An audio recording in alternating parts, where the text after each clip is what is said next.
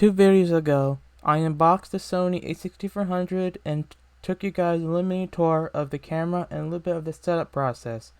On today's video, I'll be reviewing this camera and talking to my 4 main points of what I like and, maybe what could be improved for this camera. But, I'm Tech with Chris, and this is my review of the Sony a6400.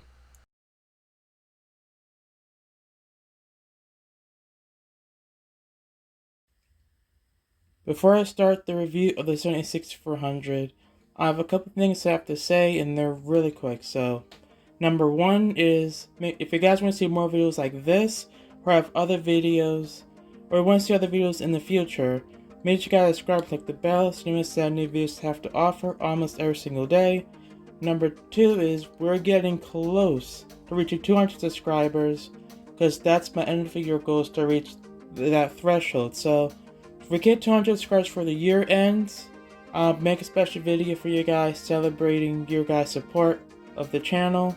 And number three is, this camera is split into 2 different categories. 4. Number 1 is design, number 2 is ease of use, number 3 is picture and video quality, and number 4 is my final verdict. So, without further ado, let's get right into it. Let's first start off with the design of the Sony a6400. I like it how it has a little bit of heft to it, as I mentioned in my previous video, because you don't want something that feels like too light, like a cheap camera, and you don't want something that's like too heavy, like a brick. So having a bit of a heavy feel on it makes you feel like you're holding a piece of equipment and not like a piece of plastic or something. So this definitely feels good. The buttons don't feel too mushy, so you could click them with ease. It's not like you need some hard work to tap a button. They're not too easy to press, not too easy to activate something. It's kind of good. This thing's on there really good, so it's not like you need like some tool to take this off. And the flip up screen is not too flimsy. It's not flimsy, it's not loose. So it's not like, like what a cheap camera would be. But overall, the build quality of this camera is really good. I like the design of it. I wish there was a microfiber cloth to clean off the viewfinder screen, because as you guys can see, I have some smudges all over it. I tried to look for some in my house, but that's something that, I wish it would came in the box. And also, speaking of something that came in the box, shout out to one of you guys in the comments of my unboxing video. I'll pin your comment to this video if it is, because this is because one of the people that commented said that this is a viewfinder piece for the camera. So shout out, so props to that, now that I know. So that's all I have to say. So this is just the viewfinder piece. So thank you for telling me what this is, because I was confused. But yeah, that's all for the design of the Sony a6400. Let's move on to the next category. So number 2 is ease of use. Now setting up this camera, I don't think I mentioned that in my unboxing video, but setting up this camera was actually not as hard as I expected it to be. I thought this would be like a couple months to me get used to, but so far it's not too bad. I can use this wheel to scroll, and also thanks to, if I can get there, the My Menu screen, I could easily select what I want. So as you guys can see, I could select my file format easier, my record setting, and all that stuff. I can have what I want instead of worrying about the extra stuff that I don't need. So that's also a good thing to have, is my menu screen. So really good, useful thing to have with a camera.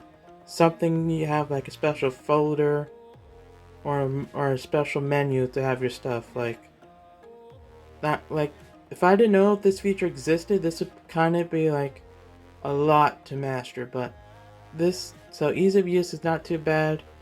As the guys saw in my intro of the video of me taking off the lens, it's not too hard to take it off.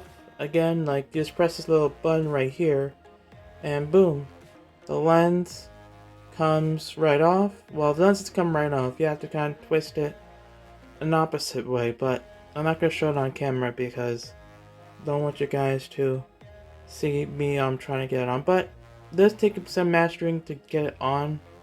And you have to know, okay, if I twist the left side, I can twist from the right side. And also gotta make sure you fully press this button down, rest you break a pin on it. But getting this camera set up was easy. Like, luckily there's like a mode as I select different scenes. Like this, it tells me what mode I am. So let's say, like, this should be a feature every camera should have. Like, it kind of took me a while to find this, but this tells you, okay, this is auto mode. So I can shoot, select either intelligent or superior audio, that's good. I could do scene selection, which I think is also kind of really good too. So let's go into that real quick. And I could select, okay, sports action, landscape, macro, all that different kind of stuff. So it was suited scene for me. I could do sweep panorama. Like, this is really good for like a beginner if they want to learn how to use the camera. Like, you don't have to worry about like looking up what this means and that means. You just turn on this feature and it tells you, okay, this right now I'm in exposure. I want to get to auto mode. Boom, just like that. So ease of use definitely is A+ for me. Didn't take too long to get my settings configured and all that stuff. So yeah, that's all for ease of use. Let's move on to the third category.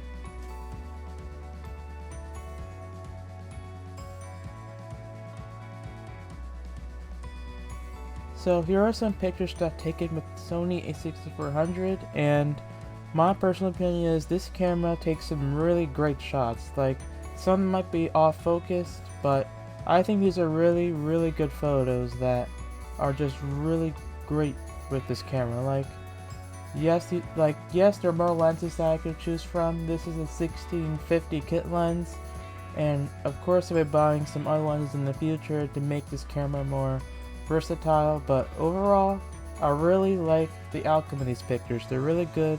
They're not too punchy with the colors. The blur is really good. So yeah. What do you guys think about the pictures? Let me know in the comment section below.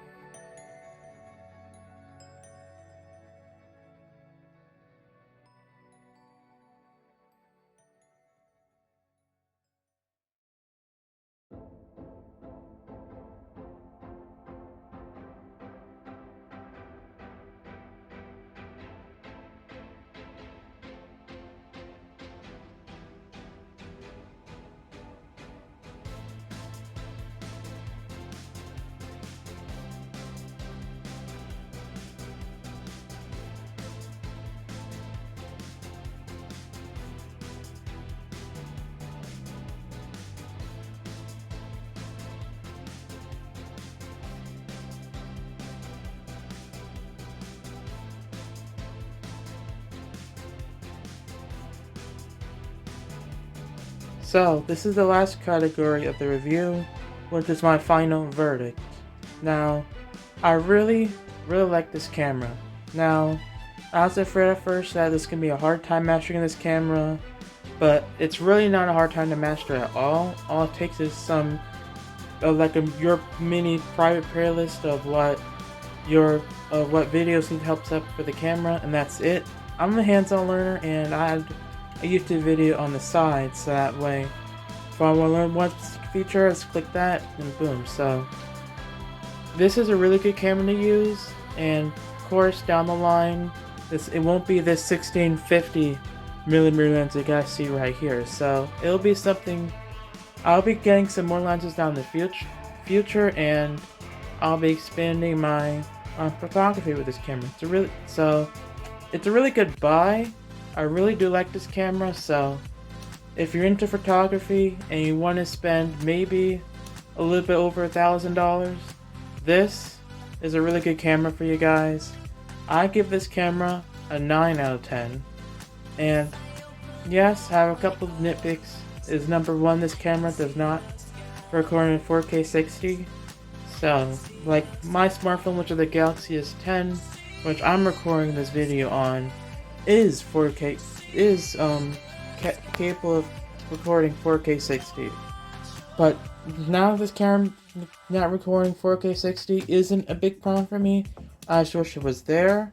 And number two, I wish the camera had microfiber cloth, because not everyone has microfiber cloth. So just two little nitpicks in there, but again, this camera is really good. So I highly suggest, if you're into photography like me, I suggest you get this camera. So that's all I have for you guys on my final verdict. So that's all I have on the Sony a6400. Make sure you guys subscribe, click the bell so you don't miss out new videos that I make almost every day. Also, leave a like, comment, share, and follow me on social media for updates on my channel. Thank you guys for watching, and I'll see you guys next time. Have a great day. Stay safe.